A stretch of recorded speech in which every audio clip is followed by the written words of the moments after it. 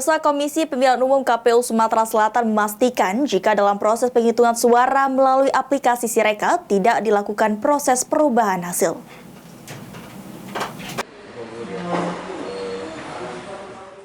Adanya polemik dalam proses penghitungan suara pemilu dari aplikasi Sirekap menimbulkan kekisruhan di tengah masyarakat, sehingga menimbulkan tanda tanya dari para caleg. Menindaklanjuti hal tersebut, Ketua Komisi Pemilihan Umum Sumatera Selatan Andika Pranatajaya mengungkapkan jika pihaknya tidak melakukan perubahan hasil penghitungan suara yang ditampilkan dalam Sirekap.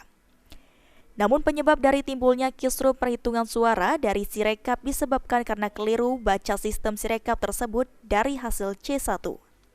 Sistemnya terhadap hasil pindaian C1. Tetapi kalau Bapak Ibu dan teman-teman semua ya warga bisa melihat dan bisa mengakses info publik KPU itu, scanan hasil C1 itu murni langsung dari teman-teman KPPS yang diupload.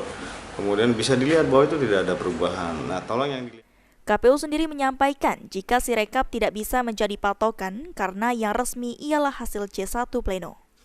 Firman Hidayat, PAL TV.